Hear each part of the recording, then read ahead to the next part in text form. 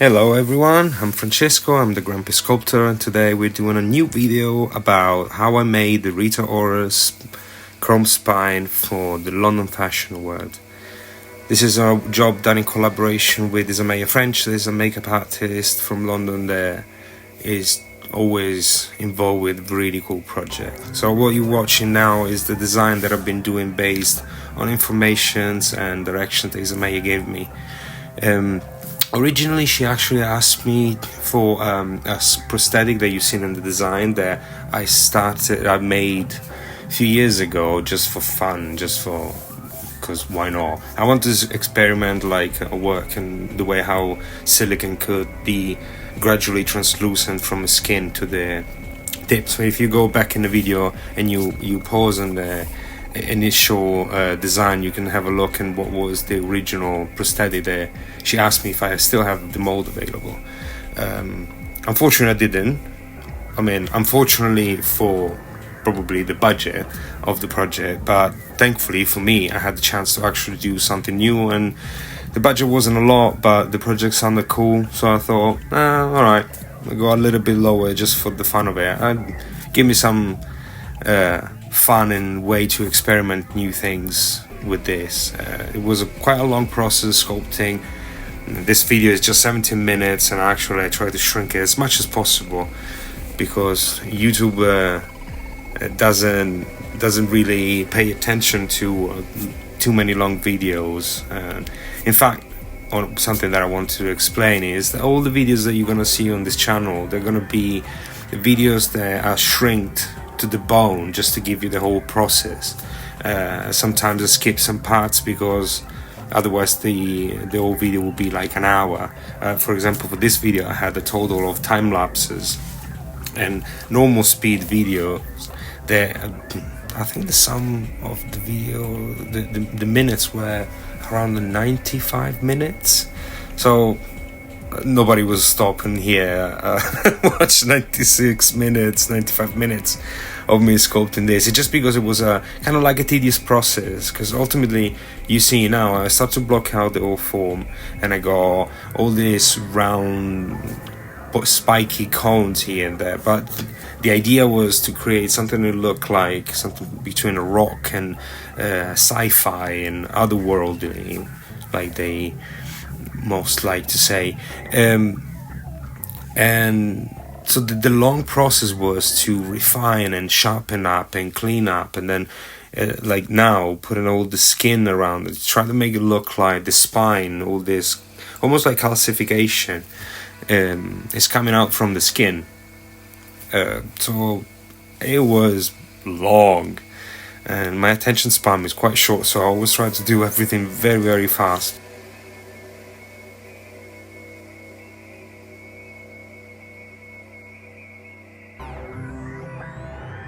For a sculpt of this kind, if you want to make it sharper, more refined, that it looks more like rock, or that it looks more like some sort of crystallized material, the ideal way would be to make a first mold of all the spikes. You cast them in plaster, and when with the hard tools and a very fine sandpaper, you start to sand it down to really bring up this sharpness, and then you mold it again inside the sculpt for the final prosthetic mold. But in this case there wasn't that much of the time. I think at the time I was doing another job in the meantime, so there was a bit of overlapping of things.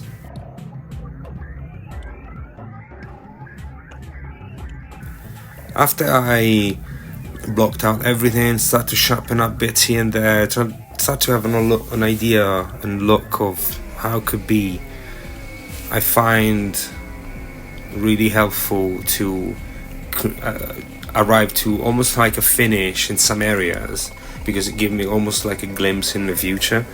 If you can tell, especially from this shot, the bottom of the skull, there's nothing happened apart from blocking out the forms. Not really much happened, and that is fine, because for like blocking out, it's always good to do it all at the same time.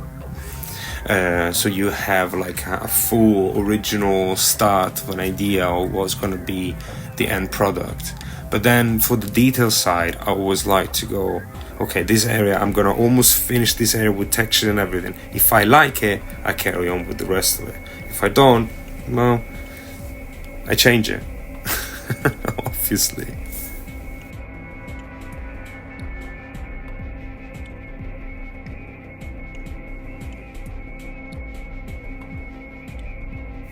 I always like when I can't reach the area to create these little worms attached to the ball of clay. I always have in my right hand, I'm left-handed, and in my right hand you can see that I always have a piece of clay. I'm always manipulating the clay. I always try to keep a piece is always soft for minor fixes, or in this case it's not minor fixes, literally just putting the skin in between everything. And I'm using this technique to make sure that I reach it. But ultimately, even if I'm sculpting and doing texture, whatever I'm doing, most of the time, let's say 96% of the time, I have a piece of clay in my hand that is soft and ready for something. Especially during winter, the best idea is to have a piece of clay, because the clay you're not using while you're doing the texturing or refining some forms and shapes is there. That clay is cooling down.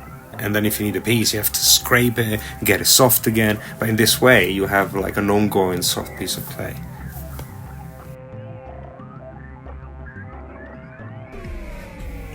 After placing down the clay with the technique we were just talking about, quite a big advice is to not going with too harsh sculpting tools. For example, at the beginning of this process, I was using like a wooden sculpting tool that was rounded, and I use in a way that literally the clay is not gonna replace anything. It just, you gently move the clay from one side to another, filling up the gaps where there's the harsh shadow, and you have a lighter version of that what you got. Then you smooth it down with other sculpting tools, but you always go gently and try not to lose it, because there are movements and pieces of clay that you place down that might have an interesting form or shape you didn't plan it. So it's always good to go like a little bit at a time, because you don't want to lose that magic moment or that magic detail that sometimes comes out by mistake. After we manage to smooth down a little bit, like with sculpting tools and fingers and whatnot, there's something that I use all the time that you see just now, is this abrasive sponges. It's by a company called 3M, and is a great tool for having really nice edges. You need to go quite gentle with it. All that white that you can see that keeps coming out is because I'm using acetone. Acetone does two things: evaporates really fast, and it keeps the clay hot, because every time it evaporates, acetone becomes really hot.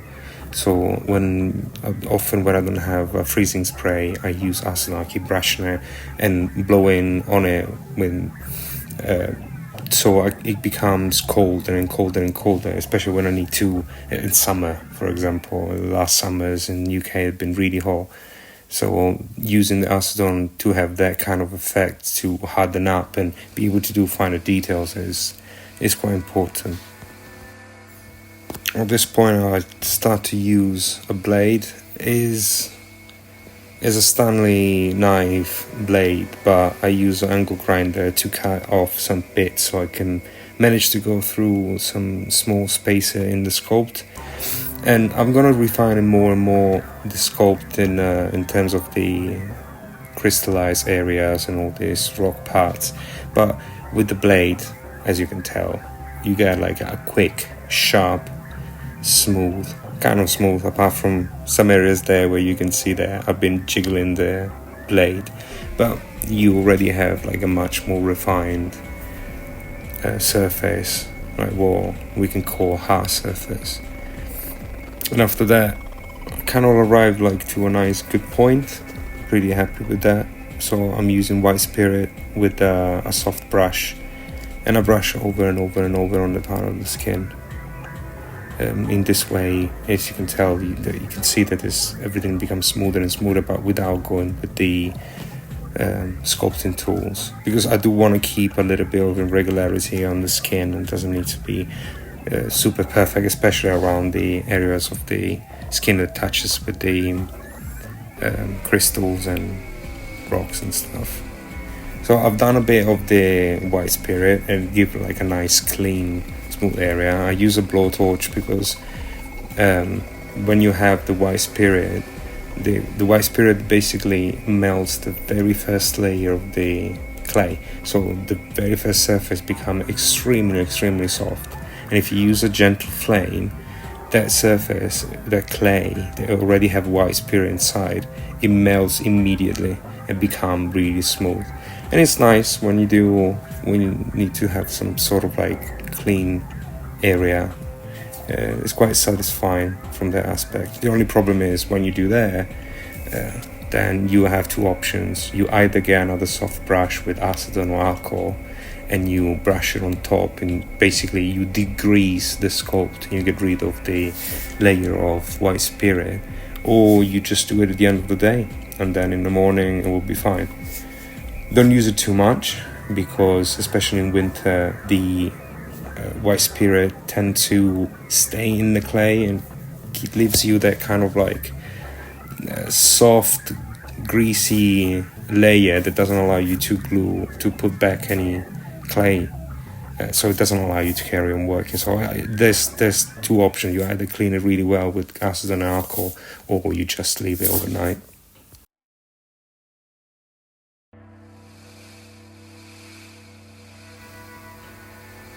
At this point of the process, there's been a change in the plan of the design, but mostly was just extended and made it bigger. So I got an email from the production saying that they wanted to have it longer, but the core wasn't long enough. So you can see now I had to add an extra piece. I don't have any pictures or videos of that process, because originally I wanted to focus just on the sculpting process of this piece, but then I realized, well, I got some pictures of the rest of it, I got some videos of the application, and I incorporated in the video all that, but I didn't plan that. To do the part of the core, I basically placed some clay in the area of the neck and then done the fiberglass on top. You can tell that the fiberglass is matte. I had to sand it down because it wasn't really smooth to have nice edges. But then yeah, I did the design just to have an approval, and I carry on with adding more spikes, smaller and bigger, to make it longer, because that was the point. The request from production, they wanted bigger, and they got going bigger and bigger. I think at some point they asked for having even bigger, but I had to say no, because the core was the length that it was, and I already had to spend more time to basically protect the sculpt and extend the core to be able to put those few little pieces. Please like and subscribe to this video and the channel. It would be really appreciated. I'm really trying to make this becoming something more than a hobby, and soon a Patreon page will be open too, where you can see more of every process, especially in the area where there's more concentration of spikes and rocks. So it was nice to bring some extra wrinkles, not really necessarily wrinkles, but folds and forms, to make it look like almost that the rocks are coming out from the spine and they just squished and modified the skin. Not necessarily they've always been like that. It's always nice to have some sort of like background or story behind the prosthetic or makeup you're sculpting. It helps with the design and the decisions. And we are just going for the last touch-ups, clean-ups. It's hard to keep hard edges while you're sculpting. this is the texture process. This is one of the many different ways that I use to do like a skin texture, and I created these sculpting tools with some acupuncture needles. There's many different kinds of acupuncture needles as I found out, and they're not all the right ones for at least what I want to do. The important thing is though that when you cut the needle at the end, you don't smooth it down, because I realize if I leave like the harsh cut of the tool, the needle kind of like scratches, it creates all these little bits that come out. Sometimes I press them back in, sometimes I clean them off. I am going to do a video at some point about all my sculpting tools, because they're all handmade. Well, not all of them, but most of them are handmade, and others I just bought something from a shop and modified it based on my needs. Like even this one, it was different, or this one I give my own shape with the Dremel. And it's always important that you don't just stay with what you got, but you make what you need. At this point, we're just going to use a layer of white spirit as we've done it before, but this time it's with a brush that it kind of like stipple up back the clay, that it melts, so when it evaporates, it will leave one last really fine layer for the texture, and it's just a nice finish to give to the sculpt. And so the sculpt is finished finally. At this point, there's the whole process of the mold making. This is the mold with the silicone poured. Just showing some step by step. This is a part of when we cast the prosthetic. So initially I poured some fast cast or polyurethanic resin inside the mold, and I created layer by layer these horns and all the spiky bits, and then I replaced them back inside the mold one by one, run the prosthetic, silicone prosthetic, encapsulated in cut plastic, and then afterwards paint the spikes and glue them back on the prosthetic. It was a long process, but I think it was worth it. It came out really nice. People showed a lot of interest and appreciation for this job. Thank you so much, guys, for stopping by. Please like and subscribe to support the channel, and I'll see you to the next video.